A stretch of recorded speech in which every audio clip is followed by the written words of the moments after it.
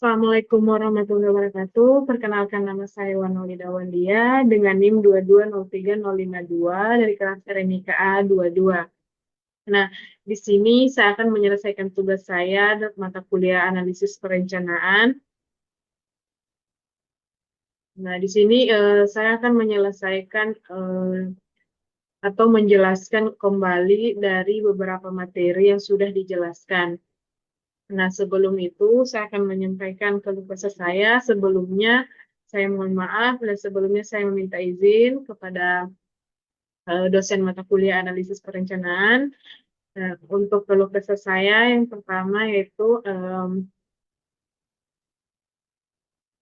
untuk bagian tugas yang dimana untuk setiap pertemuan selalu ada tugas.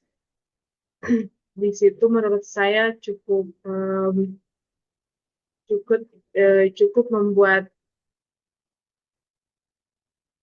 cukup membuat stres sedikit yang dimana saya kurang tidur,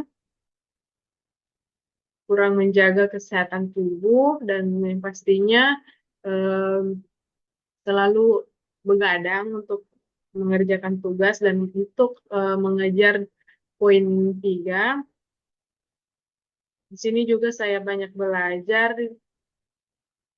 banyak mengetahui juga.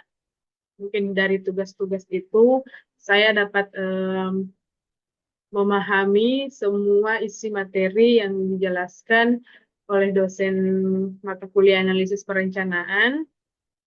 Mungkin agak kurang ada juga yang kurang sedikit paham.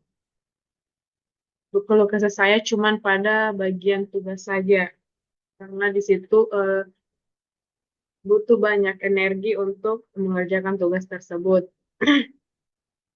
Selanjutnya, dengan deadline yang 1 minggu, sudah cukup, tapi kita mengejar 3 poin, sehingga kita ditargetkan untuk 3 hari kerja saja sudah selesai. Juga mungkin itu saja keluh kesah saya. Selanjutnya saya akan masuk langsung pada tugas-tugas atau materi-materi yang sudah pernah dijelaskan di setiap pertemuan. Nah, yang pertama saya akan membahas tentang alur pasien.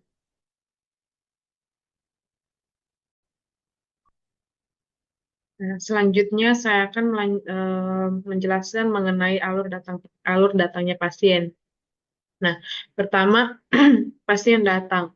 Nah, di situ setelah pasien datang, pasien akan menuju ke tempat pendaftaran pasien yang di mana diperlukan yang namanya data pasien. Setelah mendaftar di tempat pendaftaran pasien, terbagi atas dua, yaitu tempat pendaftaran pasien rawat jalan dan tempat pendaftaran pasien rawat inap.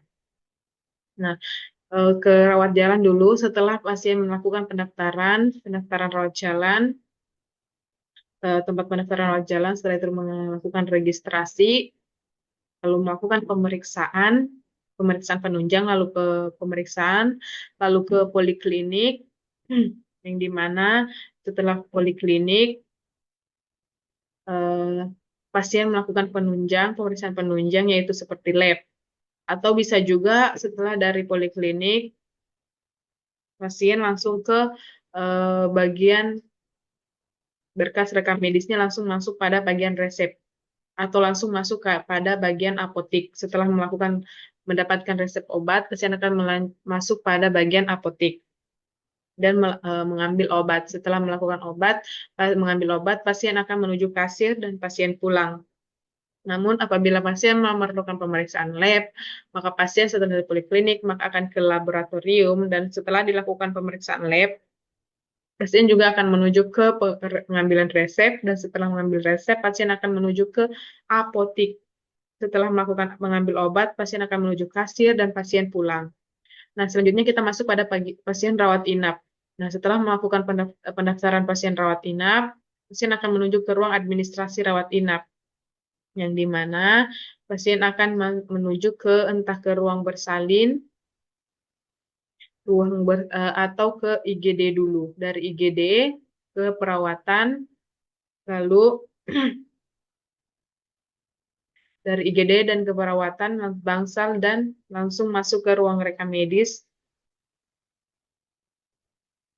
untuk berkas pasiennya, yaitu di sini setelah ke ruang bersalin melakukan pemeriksaan penunjang, lab, lalu jika pasien, misalkan pasien adalah ibu hamil, maka pasien akan masuk ke ruang bersalin, lalu dilakukan pemeriksaan penunjang, lab, langsung masuk ke ruang operasi dan di ICU. Jika pasien selamat, maka pasien akan menuju ke ruang rekam medis. Dan selanjutnya, jika tidak, maka akan ke sini. Setelah dari bangsal bisa ke sini dan ini. Nah, itu adalah alur datangnya pasien. Nah, selanjutnya kita akan beralih ke materi selanjutnya.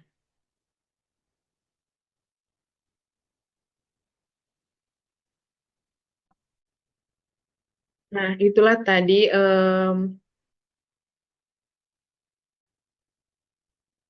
Nah, selanjutnya saya akan masuk ke materi kedua, yaitu IRD atau Entitas Relation Diagram, yang dimana di sini memiliki beberapa atribut, yaitu ada pasien, IGD,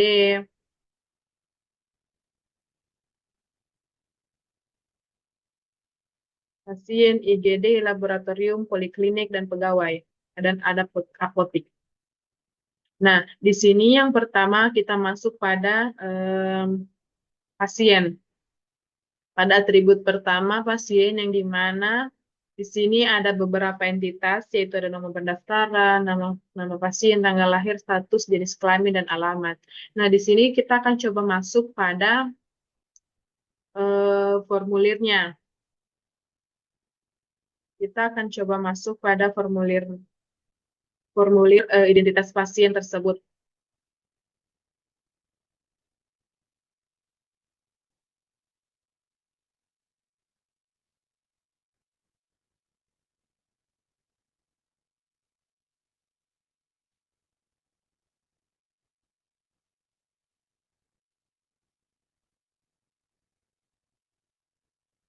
Kita akan coba melihat langsung bagaimana bentuk atau susunan field dari identitas pasien tersebut.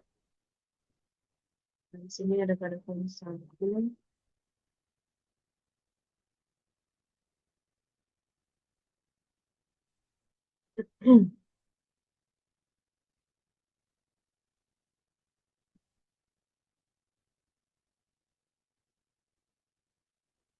Nah, adapun beberapa field atau beberapa data pasien yang diinput pada bagian identitas pasien.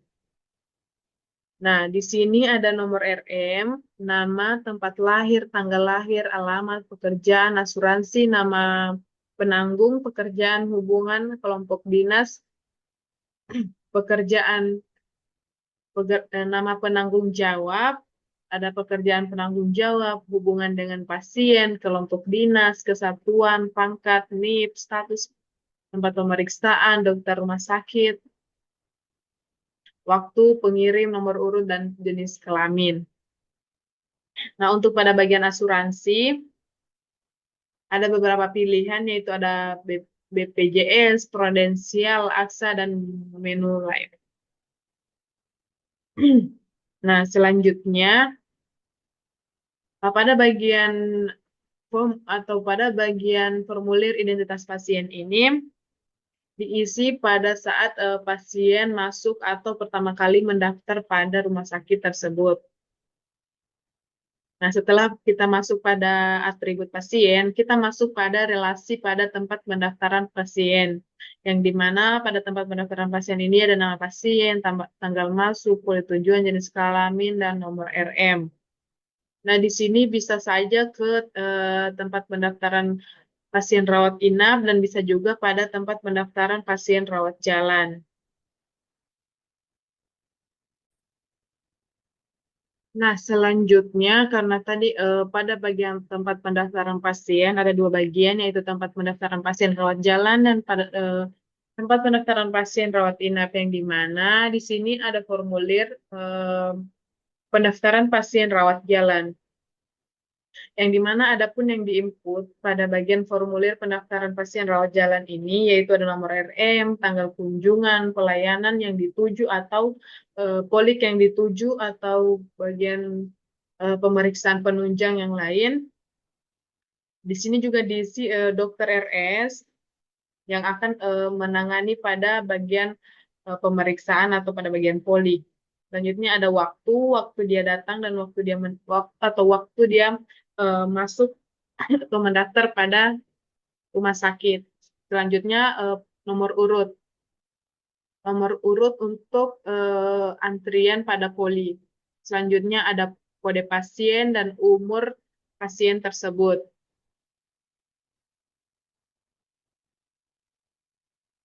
Nah, selanjutnya kita akan masuk pada formulir pendaftaran pasien rawat inap.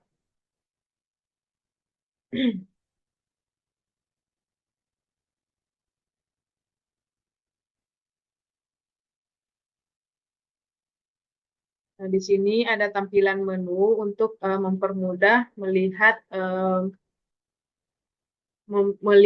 formulir pendaftaran pada bagian rumah sakit. Nah, di sini kita akan lihat. Nah, ini adalah formulir pendaftaran pasien rawat inap, yang di mana ada kode inap, tanggal inap, ruang inap, kode diagnosa, dan keterangan kenapa dilakukannya perawatan inap. Nah, selanjutnya kita beralih lagi ke ribut selanjutnya. Nah, jika pasien bisa juga pasien mendaftar melalui IGD, yang di mana pada atribut IGD ada beberapa identitas, yaitu ada nomor RM, nomor rekam medis pasien, nama pasien, tindakan, diagnosa, tanggal masuk, dan jenis kelamin. Mohon maaf, di sini pada bagian pasien, adapun primary key-nya yaitu nomor pendaftaran pasien. Pada bagian relasi TPP, adapun primary key-nya yaitu nomor rekam medis pasien.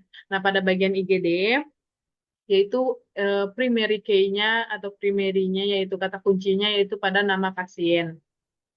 Setelah itu, adapun identitas pada bagian IGD ini yaitu nomor rekam medis, nama pasien, tindakan, diagnosa, jenis kelamin, dan tanggal masuk. Nah, semua akan terhubung pada relasi TPP ini.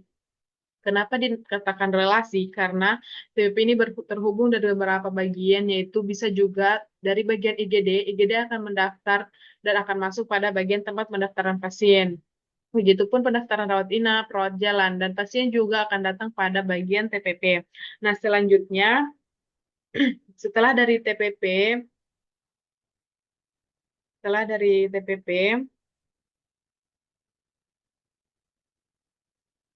pasien akan menuju ke poliklinik yang akan dituju.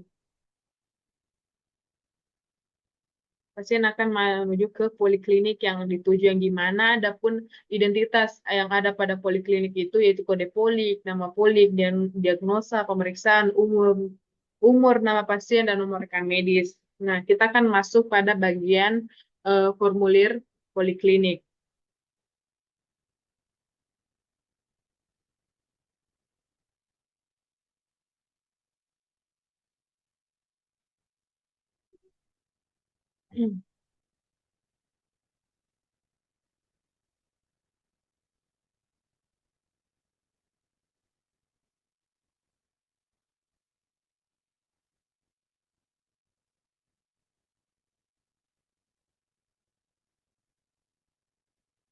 Nah, selanjutnya kita akan masuk pada formulir pelayanan poliklinik.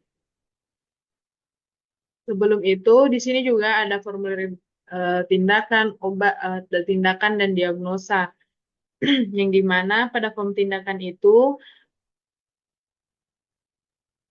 ada,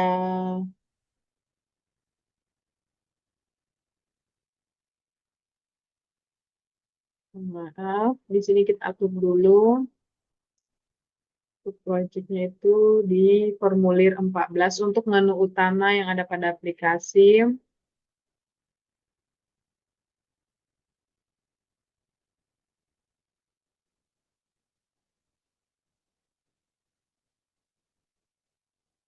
Nah, selanjutnya kita masuk pada form tindakan.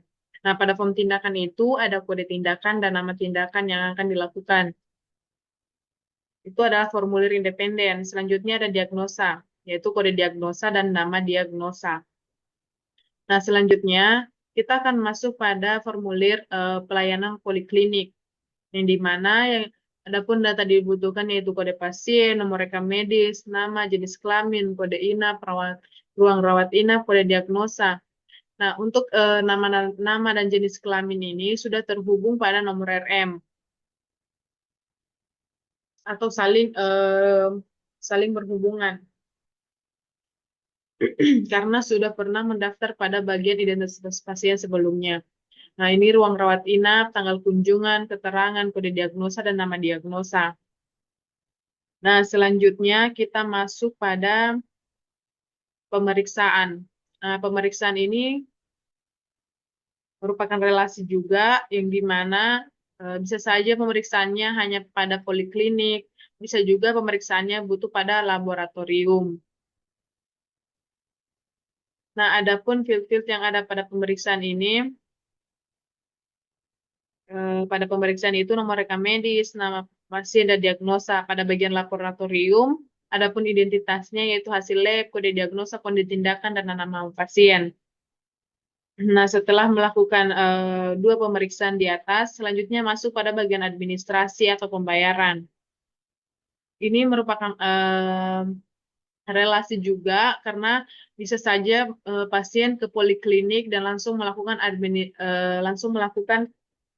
dari poliklinik, bisa saja pasien masuk ke apotik untuk mengambil obat. Setelah melakukan pengambilan obat dan melakukan poliklinik dan laboratorium sebagainya, nah, pasien akan datang ke administrasi yang di mana ada dua yaitu asuransi dan umum. Nah, selanjutnya pada bagian apotik yaitu ada nama obat, kode obat, jenis obat, dan nama pasien. Yang di mana ada pun bentuk dari form obat adalah ada kode obat, harga obat, dan nama obat. Nah, setelah itu ada pun form selanjutnya setelah melakukan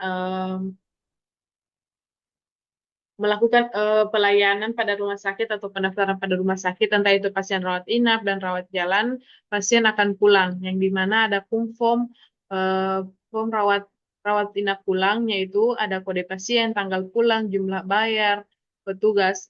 Yang di mana juga ada nomor RM yang diperlukan juga nomor RM, ruangan inap, tarif ruangan, nama pasien, tanggal inap, dan lama inap. Selanjutnya juga ada formulir rawat jalan pulang yang di mana ada kode pasien,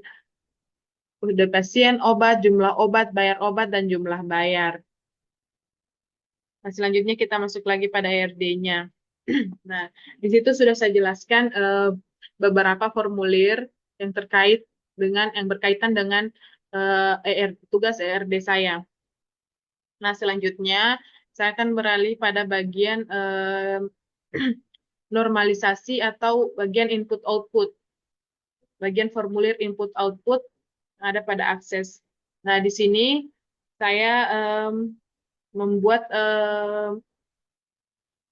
beberapa formulir, entah itu input dan outputnya. Nah, pada inputnya ada pada bagian formulir identitas pasien yang dibutuhkan itu jenis asuransi, tanggal lahir, golongan darah, nomor handphone, email, pekerjaan. Oh, yang pertama itu ada nama rekam, nama nomor rekam medis, nama, jenis kelamin, alamat, agama, status, jenis asuransi, tanggal lahir, golongan darah, nomor HP, email, dan pekerjaan. Ini adalah bagian inputnya. Nah, ini adalah bagian formulir outputnya. Selanjutnya masuk ke pendaftaran, entah pendaftaran rawat inap atau pendaftaran rawat jalan. Jadi yang pertama kita masuk dulu pada pendaftaran rawat inap. Nah, ini adalah bagian inputnya yang dimana ada beberapa field yang dibutuhkan atau yang perlu diisi, yaitu nomor rekam medis, nama pasien, jenis asuransi, alergi, obat, keluhan utama, diagnosa awal, tanggal masuk, ruang perawatan, kelas kamar. Selanjutnya ada riwayat penyakit, riwayat operasi, riwayat pengobatan, dan dokter penanggung jawab pemeriksaan atau DPJP. Nah, di sini ada formulir outputnya yang dimana yaitu ada nomor FM-nya, nama lengkapnya, jenis asuransi alergi dan sebagainya seperti yang ada pada bagian input tadi. Nah, selanjutnya masuk pada pendaftaran rawat jalan yang dimana ada nomor rekam medis, nama field yang dibutuhkan atau data-data yang perlu diisi yaitu nomor rekam medis, nama lengkap, jenis asuransi alergi, obat, keluhan utama, asal rujukan, kuli tujuan, dokter, tanggal kunjungan, riwayat penyakit, riwayat operasi, dan riwayat pengobatan. Nah, ini adalah bentuk formulir inputnya. Yang di sini kita diminta ada menginput beberapa data. Dan di sini ada tombol save, cari, edit, print, hapus, dan catat atau cancel dan cancel. Nah, ini adalah formulir bagian outputnya.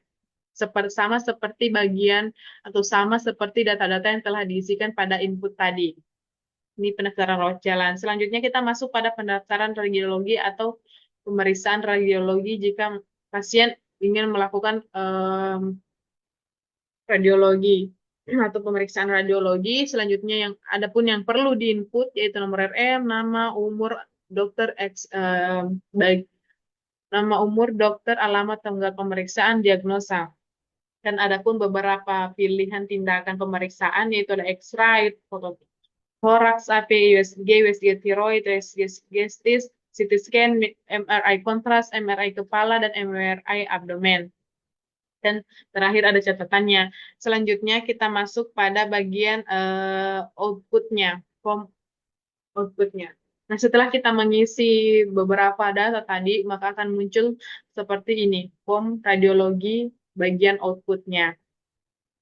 Nah, mungkin itu pada bagian input-output. Selanjutnya kita masuk pada normalisasi. Nah, pada formulir radiologi untuk normalisasinya, ini adalah formulir yang belum dinormalisasi, yang dimana ada nomor RM, nama, umur, alamat, tanggal permintaan, diagnosa dokter, dan pemeriksaan dan lainnya. Nah, setelah dinormalisasi, itu hilang atau cukup menginput nomor RM, diagnosa, tanggal permintaan, dokter, jenis pemeriksaan, dan catatan. Yang dimana kenapa cukup mengisi beberapa itu saja, karena sebelumnya sudah mengisi pada bagian identitas pasien, sudah mengisi pada formulir identitas pasien untuk data-data yang seperti umur, alamat, dan nama. Itu sudah diisi pada formulir identitas pasien, sehingga dilakukan normalisasi, yaitu cukup dengan mengisi nomor RM, diagnosa, tanggal permintaan, karena mungkin diagnosa tidak mungkin selalu sama, sehingga kita tidak bisa menghapus atau menghilangkan bagian diagnosa dan tanggal permintaan. Yang dimana mungkin tanggal permintaan untuk dilakukan radiologi berbeda-beda, dokternya juga mungkin berbeda-beda, atau bisa saja berbeda dan jenis pemeriksaannya juga berbeda. Nah, di sini juga ada identitas pasien, ada penormalisasi identitas pasien yaitu nomor RM, jenis kelamin, golongan darah, nomor handphone, jenis asuransi. Nah, di sini juga ada formulir pendaftaran rawat inap sebelum dinormalisasi, ada nomor RM, nama pasien, jenis kelamin, agama, keluhan utama, riwayat penyakit, riwayat pengobatan, diagnosa awal, jenis asuransi, tanggal masuk, tanggal perawatan, dan kelas kamar. Ada jenis asuransi BPJS Kesehatan, umum, dan DPJP. Nah, selanjutnya akan dilakukan normalisasi, sehingga pada formulir pendaftaran rawat inap cukup ada nomor RM, tanggal masuk, atau tanggal pasien daftar untuk dilakukan rawat inap. Riwayat pengobatan juga mungkin beda dengan atau ada keluhan lain, atau munculnya penyebab lain untuk dilakukannya rawat inap. Nah, dan diagnosa awal juga mungkin berbeda, dan jenis asuransinya mungkin juga bisa diubah dari asuransi BPJS ke umum. Nah, ini adalah formulir pendaftaran rawat jalan yang dimana pada formulir rawat jalan itu memerlukan nomor RM, nama pasien, jenis kelamin, agama, alergi, obat, keluhan utama, saldo rujukan, jenis asuransi, tanggal kunjungan, riwayat penyakit. Ini sebelum adanya atau sebelum dinormalisasi. Setelah dinormalisasi, cukup adanya nomor RM, tanggal kunjungan, keluhan utama, asal rujukan, dan jenis asuransi. Nah, mungkin itu pada bagian tugas normalisasi. Nah, di sini saya akan melanjutkan tadi pada bagian alur pasien. Nah, setelah dilakukannya beberapa materi yang sudah diajarkan, sudah diajarkan pada mata kuliah analisis perencanaan perencanaan, mungkin itu dari saya, lebih dan kurangnya mohon dimaafkan. Assalamualaikum warahmatullahi wabarakatuh.